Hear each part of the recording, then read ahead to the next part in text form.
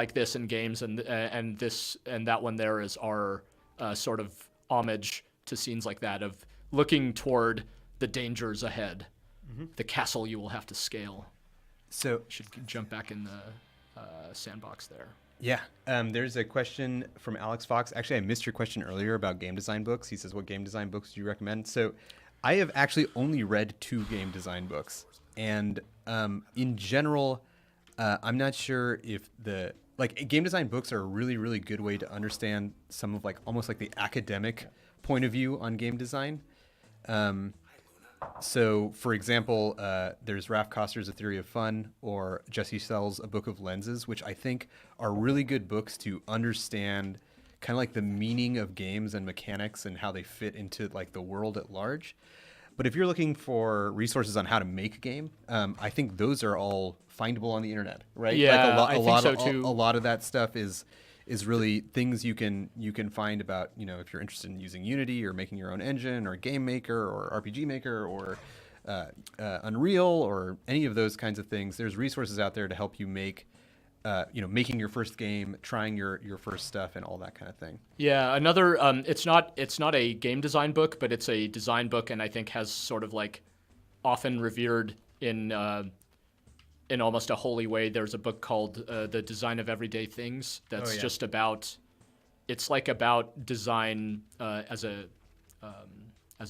principle, and talks about affordance and stuff like that, and a lot of I think people still, I hope I'm not super sort of antiquated in referencing that book, but that's a book about the fundamentals of design in any capacity. Yep. If you're making the cover is a tea kettle. Yeah.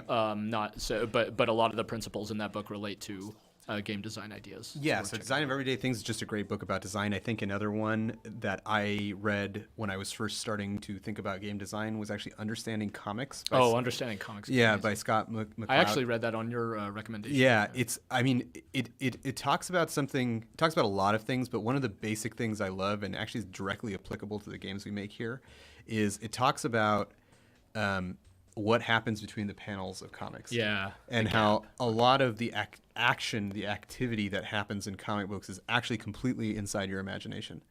And that sounds very straightforward, but it's a really powerful realization for any creator, because it means that there is a deliberate, so any creator, whether you probably work on a team with 1,000 developers at a company like EA, or you work on a small team like ours, and we were 12 when we made this game, a big question, is around what to show, what constraints do you have, how much resources you have, and where to put those and deploy those resources. And when you realize the power of the human imagination to fill in the gaps of whatever you're trying to make, it can really change things, and how you think about things. A lot of our favorite games that we played as a kid rely on your imagination to fill out the gaps and fill in the pieces. And I think we've always kind of employed that ourselves here on the games that we've been working on. Yeah, we're talking about it pretty frequently as part of this of we endeavored to make a game that takes place in the stunning futuristic city, knowing full well that we were not going to make Times Square or whatever. As we would love to do that, but as a team of 12, we knew that we were not going to make we knew it wasn't going to be Watch Dogs or GTA or something, right? Yeah. It wasn't going to be just this sort of clockwork city with civilians milling about and so on. But could we still convince you that you are in such a place without that level of explicit sort of clockwork city detail? And yeah, as a small team, you just have to rely on the player's imagination as much as possible and make choices that we even say that's our spark the player's imagination thing. Mm-hmm. We want to make your imagination do some work. Mm-hmm. We think that makes for really interesting experiences in any media when you engage. You can engage with it mechanically, but you could engage with it with your brain and with your eyes and other senses and stuff like that too. And so getting you to think about what's not there on the screen is fun to think about as part of that.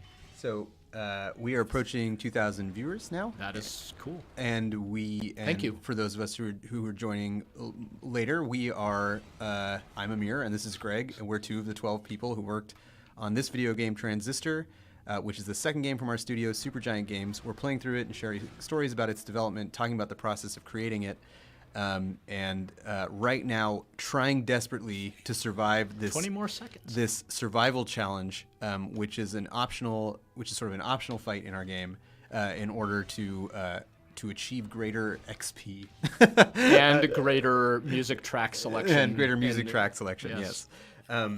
Perhaps more importantly. So someone was asking... Hey, Darren, would Darren Korb, is it the ultimate dilemma that he would have to choose between, like, what does Darren value more as our music creator? Oh, definitely XP. Yeah, exactly.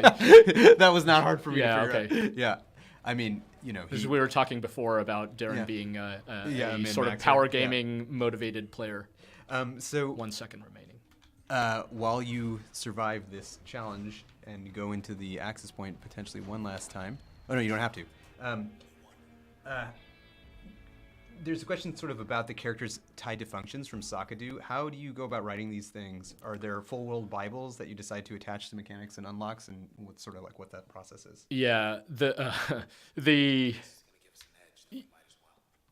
well, where to begin with that one? We wanted to, so there are a few for me it like comes down to the it's like the connection between the narrative and the play experience. We knew, you know, it's a game. Superficially, it's a game where you gain access to new abilities over time, and then it's like, well, we have to ask ourselves, like, where do you get them? Do you just get them from leveling up, or why are they in this world at all? And as part of the fiction of the game, we were interested in the idea of the transistor as almost this kind of soul-stealing type of weapon, and it also, like, from a narrative standpoint, it was an opportunity to... I think we want to switch our passive up. Oh, we do have a passive slot. Yeah, let's do it. Yeah. More function inspect. Yeah, speaking of which... We actually talk about the system a bit. Or did you already do that? The actual system of unlocking? Yeah, like how you get the full set of fiction for those characters. Yeah, we could look at that when we get to the screen and stuff. Yeah. But I think like really the function inspect as a system, the cool thing that it did was it encouraged players who are invested in this game to try new things without like the game explicitly forcing you to like stop using your favorite functions.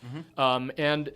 And from like a narrative standpoint, it was a chance to like experience more of the city of Cloudbank, and find out, gain like a bigger picture of what type of place it was, what type of people were in it, because we knew it was going to be hard to communicate that right on the screen, since this is a combat-oriented game. Like, you're not going up and just, you know, talking to NPCs all the time and stuff like that, but we still wanted for you to be able to learn more about this place and learn more about the people in it, to get a sense of the world. The kind of world building in our games is an important...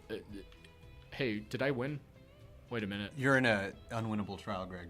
I'm just practicing. Yes. And I'm just talking. Yeah, which is good, because you can also show the function inspect stuff. Because I think you can... An unwinnable trial. That's what a metaphor. So we just used it in a certain capacity. It unlocks the next stage of our inspect point. Yeah, you basically can unlock 3 stages of story. You're unraveling the Camerata's kind of master plan through these different character bios. It was a fun way to tie together a lot of the aspects of the backstory and the fiction. Mm-hmm. And tie it to game mechanics and... Yeah. But, you know, it was something that came together relatively late in development, even though it was like an idea that was kind of bouncing around early on in the project. So it was great when it finally happened. And oh wow, we even have this. I forgot we have this kind of summary view of every possible combination. Yeah, and what they do that you've uncovered. Yeah, for someone who just wants to back to the window shopping. Yeah. JKB8 asked if this hideaway, the sandbox, was inspired by the 13th floor anyway. I don't know what that is. Do you know what that is? 13th Floor what? 13th Floor. Do you know what that is? There's that's a movie. Okay. I don't. I not guess. familiar with I guess not. Yeah, Yeah. we're not super familiar with what that is. I know the movie. I don't think I've seen it. Yeah.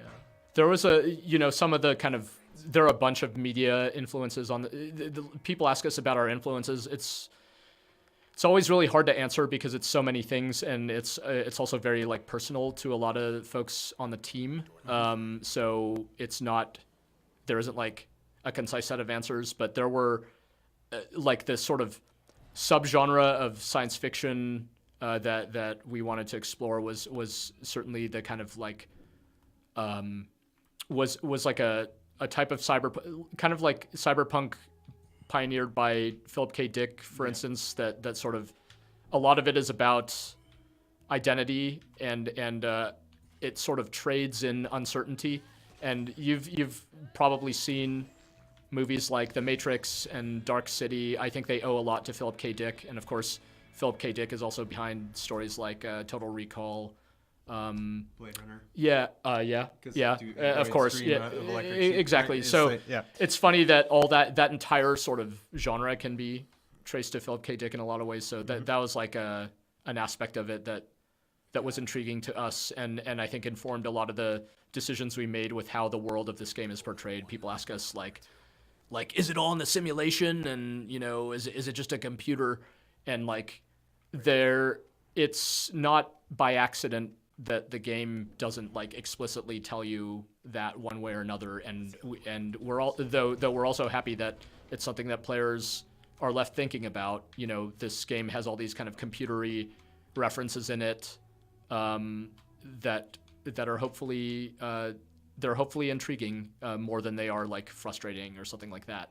So even though Transistor doesn't have a big like what is the Matrix reveal type of moment, we hope that that's like a satisfying aspect of the game. We wanted it to like, I'm not aiming properly at this guy. We wanted it to feel like it's from the character's point of view, kind of just like in the real world. We go through life not knowing exactly what the nature of the world is, and you hear about the Big Bang, and you hear, various religious beliefs and all kinds of, there are many different theories on the nature of the world. And in much that fashion, we wanted for Cloudbank to have a bit of open-endedness to what is going on there, really. All that we wanted you to take away at the very least was that the transistor somehow must be connected to all that, whatever the answer is. Stu's turn. Yeah, I should. This is a fun one, having to like kind of optimally use turn. Any inspiration from core? The question is, any inspiration of turn coming from VATS? From VATS? Yeah, we got a lot of VATS comparisons at the time. Yeah, I think for us, the inspiration is probably less the Fallout 3 VATS. More so is I probably like Fallout 1 and 2, where the and not necessarily because they're mechanically like linked, but because I think our love of those tactical experiences is coming from, Final Fantasy Tactics has been brought up, but also like Fallout 1 and 2, which were these single character tactics games. Like you did get Dogmeat and, other companions and stuff in those games. But for us, it was, we knew what the pleasures of those kinds of planning were. And to one extent, one of the pleasures of the plan is putting something together, and another big part of that pleasure is like seeing it not always turn out the way you thought it would. Yeah. Like it sometimes that's for the worse, and sometimes for the better, right? And so I think the gap between what's going to happen when you hit spacebar or hit the right trigger and what's in your mind is part of the pleasure of a lot of those turn-based experiences. So. I can see some of the the comparison to VATS, and I think in our case it's like, well, how do we get those turn-based pleasures into this real-time isometric context? Yeah, I think the similarity is due to the pursuit of a really similar goal, which was like in the case of Fallout, in the case of the VATS system, they're like making a real-time version of Fallout which had a turn-based combat system. So they're like, well, how do we get it to still feel still feel like a. This is just my speculation, but Yeah. it seemed kind of that way of like how do we make it still feel like classic Fallout while feeling like a more modern real-time game? And then in our case, we're like, let's make an action RPG, like a pick up and play action RPG experience, but that captures the pleasures and the drama of like turn-based tactical planning and have it feel all like in world, like a part of the, like seamlessly connected to the play experience, as opposed to in like a classic, Baldur's Gate or something like that, where the option to pause at any time exists but isn't like part of the world in any way. It's just kind of like a gameplay feature. You should actually switch one of the cheerleaders. Oh yeah, no, that's a cool. I'm not using Switch enough. Yeah, That's a cool. This is another cool interaction. Yeah, you sort of make the cheerleader fight for you, and now you're like completely invincible at the time. So different ways of getting the enemies to work with or like against each other. Yep. Part of the other, part of the other like aspects of Switch is it's really fun on the support enemies, because those guys obviously like are helping their process out, and they can help you out. But I've always liked the cheerleader. He has this kind of like line of sight beam, so even getting him to help you, like his challenges in helping the process, he still has when he's trying to help you. Yeah. Which is like he needs to actually get into visual range. Darkest Link asks, how into Fire Emblem are you? Quite. Quite. Yeah, I think Fire Emblem, for every member of the team that works on the I guess the narrative aspects of the game and executing our characters is a game we love. I think also Shining Force, which came up a lot last stream for Darren and I, is a game we love a lot, which is in a similar tradition as Fire Emblem. Yeah, the thing I love the Fire. My first kind of exposure to Fire Emblem was the games for the Game Boy Advance, which are still my Fire Emblem and Fire Emblem Sacred Stones, as they were called in North America. Those are still two of my favorite. Those have like, yeah, I love those games an awful lot. What I really value about them is how they make you empathize with your enemies. Typically the characters you face in Fire Emblem are like real kind of unique characters. So when you kill someone it's very kind of Game of Thronesy. When you kill someone in a fight, they're dead. There's no resurrecting them and so on, and they say their dramatic last words, and it's over. And you have those confrontations feel really intense for that reason. And I really appreciate when games kind of humanize the characters that you're up against and make you stop and think about how it is that you're, just kind of go beyond the mindlessness of combat and make you think about what you're doing. There's also a question here about speedrunning. Have you watched speedruns of Bastion Transistor Power? Have you been surprised by some of the strats? We have watched, and yes, we are surprised. Yeah. We think it's awesome. Yeah, we think it's awesome that there's a speedrunning community around our games, and that people will play them over and over and over again to find the most efficient path through. And obviously, we are also sometimes shocked at how fragile some of the aspects of our own games are, because clearly we don't always. We are not always aware of the ways in which speedrunners are able to get through fast until we observe it ourselves. Yeah. But it's not like one of those things where we watch it and we shake our fist at the sky and wish it wasn't happening. It's just surprising to us. So, I mean, it's part of the art of the speedrun is to discover things that weren't intended. Yeah. By the way, I mentioned the leaping Clucker earlier. Here he comes out of this central square. He's going to jump out. It's going to be amazing. There he goes. Boom. Yeah. So dramatic storytelling. Small touches. Yes, that may or may not have meaningfully contributed to the Transistor experience. But at a certain point, it's more trouble than it's worth even to remove exactly. some of those small details. Yep. No, that makes sense. There is. Let's get one of these snapshots on our side. Oh yeah. Do they take pictures of the enemy? That's the real question. I think they just passively, the sort of the way the data setup for that weapon is super weird, right? Them like taking photos of red. It's not even like a standard weapon. It's just like a script or something that's yeah, fine. it's fire as long as they're around. They Yeah. start taking snapshots. I don't think you get snapshotted significantly faster if there are more of them or anything like that. Yeah. So. Because it probably worked that way briefly and was absolutely horrible, and you made it stop. Yep.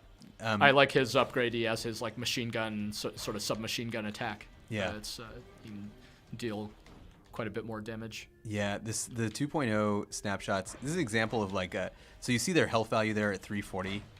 This is an example of a number I probably changed like a billion times in development because one of the conflicts when you have a squirrely enemy is like just how tough should it be when you actually finally land a blow. And I think with the snapshots, I always felt like they should be kind of weak, and they shouldn't be super super tough. But then AOE is so effective against them that I felt like they needed something else, like using load and spark on them. You can really take them out pretty easily. So they ended up both squirrely and tough, which I think adds to their overall hateability. Yeah, they're also later in the game and stuff, right? Yeah. So we wanted some of these, like the clucker and the snapshot. They're like purposely, like annoying, right? But they can be quite damaging to you as well. Yeah. This is also a moment in the story where even the voice of the Transistor is like growing. He's like increasingly angry at them. He's talking about his like most favorite drinking joints and Cloud Bank, all because of these damn annoying process things are just everything is gone now. So it's kind of the mounting tension of as you realize that maybe the city is past a point of no return. Mm-hmm. Boom. Finally got him.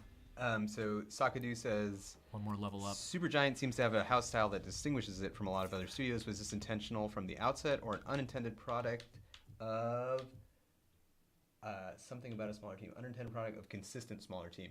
So it is both intentional and unintentional. Let's go Ping, right? yeah. Yeah, Ping. Ping is fun. Yeah, Ping is fun. So we were always interested in being a studio where it felt like human beings made the video game you were playing, and that you could feel that there was like a human touch to the thing that you were experiencing, which means like you might feel that as like a quirk, or you might feel that as a point of quality and pride. Both of those things are acceptable and good desired outcomes for us. And then maybe some of the unintentional parts are like, because it's the same people who made Bastion, Transistor, Empire, and we added more people along the way, and you can feel their signature style as well.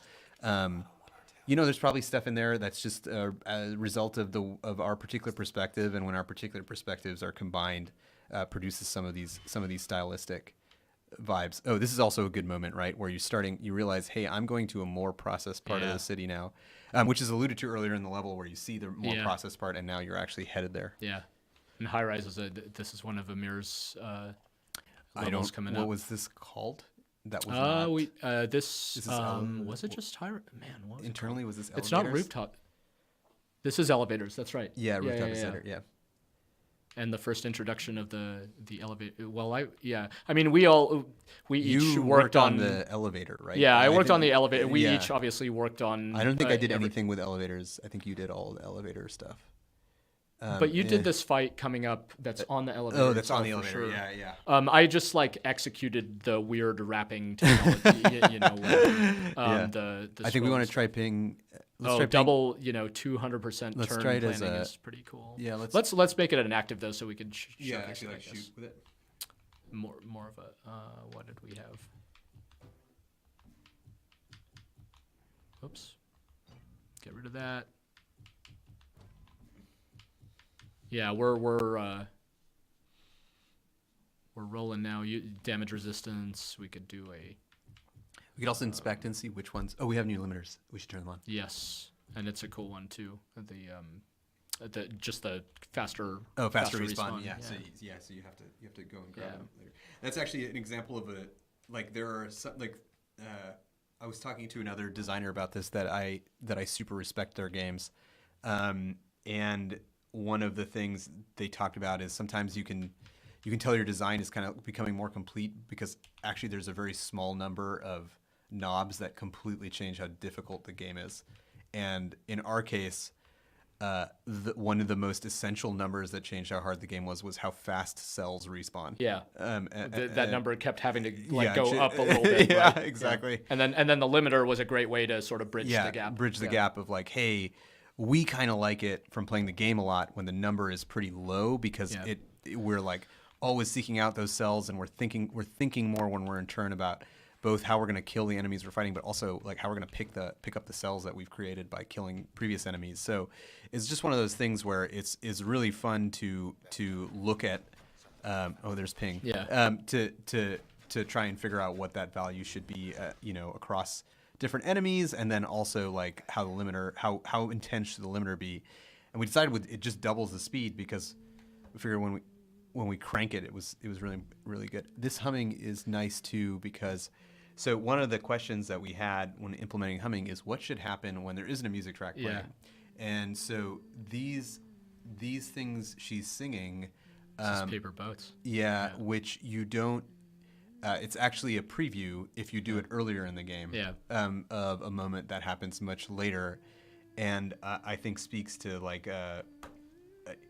I think can imply something really interesting about Red's plan or even her own motivations or even her own psychology, that way earlier you can hear this. Yeah, and this is a good example of one of those things where like you're not gonna think much of this your first time through, but maybe on your second you'll pick up on this and it'll gain quite a bit of significance. Yeah, it'll mean something to you, and I think that meaning is still sort of open to interpretation, but the part where it has meaning is intentional. Yeah. And it can go on for quite a bit. It's a really lovely, Ashley there's Barrett. Ashley Barrett humming. You know who we've talked, I boats. feel like surprisingly little about, besides Ashley Barrett, is Logan. Yeah, it's because we're not like We can't hear him as the well, game correct? audio is yes. I've that is true. Logan is. Some players are surprised to realize that the voice of the narrator in Bastion, the voice of the transistor in Transistor, and the voice of the kind of commentator known as the voice in Pyre, it's all Logan Cunningham. His talent as an actor. I gushed about Jen's artwork before, like.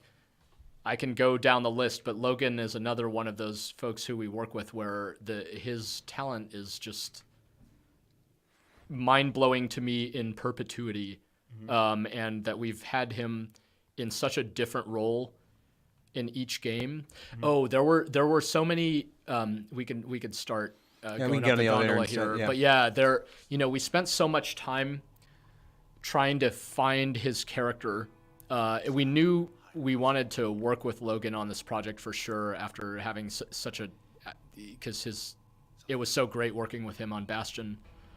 And we were really interested in him being kind of more like himself. Like he doesn't sound anything like the Bastion narrator in real life, and we were interested in him portraying kind of more of a regular dude in some respects, but he's a regular dude in a crazy computer sword in this situation. So, like, getting his personality to come across properly and getting the relationship between his character and Red to come through kind of in the correct order and to make sense by the end of the game. Those are some of the big kind of narrative challenges that we had to work through over the course of development. But Logan has just this. His performance as this character is it's such an kind of unusual character just due to his circumstances that Logan really ultimately pulled it off in a way that I don't think we could have, what would we have done otherwise, right? We just wouldn't have even pursued this type of character if not for Logan. Yeah, I think one of the things Logan is sometimes asked is what does he channel for this? And I mean, I think a lot of it is like, on this one, it's himself. It's him in there, and I think when you work with any actor one of the most exciting moments is trying to see when you're working through what should the voice sound like or whatever, what they bring to it. And the things Logan brought to this character, there's the stuff that Greg wrote, which, I'm obviously like blown away by. And then there's also the stuff that Logan brings to it, which is not always on the page, right? It's like stuff that comes out in the booth, that comes out, in the context column and in the in just like what's between the lines. And I think so many of these lines were recorded over like dozens of takes, some of them trying to get them perfect. And even one of my favorite parts of the process that we do here at Supergiant, because Logan is as much the part of the team as anyone else, is he'll do his playthrough of the game. Yeah. And he finds his performance takes that he like thinks he could do a little bit better, a little bit differently. And sometimes you listen and you can't necessarily see what he's seeing in it, but when the take comes back, you're like, oh yeah, that's better. And he has amazing insight on the game as a whole and on the narrative specifically on how, with this game, it's so much about this relationship between Red and this voice, and getting that to be just right as much as possible took some doing for sure, and took a lot of iteration. And Logan's feedback was incredibly valuable, and kind of identifying some of the really vital moments where that relationship starts to shine through. There's actually some of those coming up very soon. We this elevator ride here was a big sort of technical challenge. Having half of the 3 years was spent on that. No, it's awesome. It holds up, I think, really nicely. But yeah, since this is an entirely 2D engine, we have to do a lot of fakery to make it look like you actually, went up a giant skyscraper and now suddenly you can walk on the roof, and we're switching, doing all this stuff to switch. You do actually physically go up in the level, but there's a whole bunch of stuff that. Yeah, you only go up by like like half a screen, and it's just kind of scrolling. Yeah. The wrapping, we developed the kind of background wrapping type of tech for this game. Older question from way back in chat. It's probably not that far back actually. I don't know how far behind we are, but. It's from Magic Carp, and he asked, do you have a favorite Supergiant game? Oh, man. It's a hard one. No. Oh, wait. Yeah. Go back to the use rates. I forgot we have that. Oh, do we? Oh, wait. Oh, yeah. We have global use rates for how often you do. Yeah. Let's look at something like, I'm actually really curious about something like, I would suspect, but without looking at it, that Switch. 95% for Crash, of course, because that's our use rate. Oh, that's our global rate is 66. I would suspect that something like Switch and the more obscure ones probably have a little bit lower use rates, right? So the global use rates are a little bit lower, and I bet you Switch is even lower. Let's see. Yeah.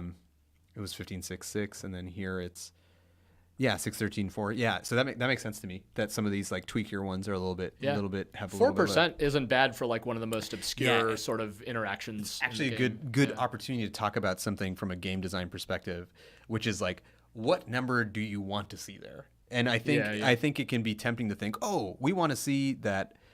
Every function is 16 divided by divided perfectly. Everything is used equally much, and that's actually just like not true. Yeah.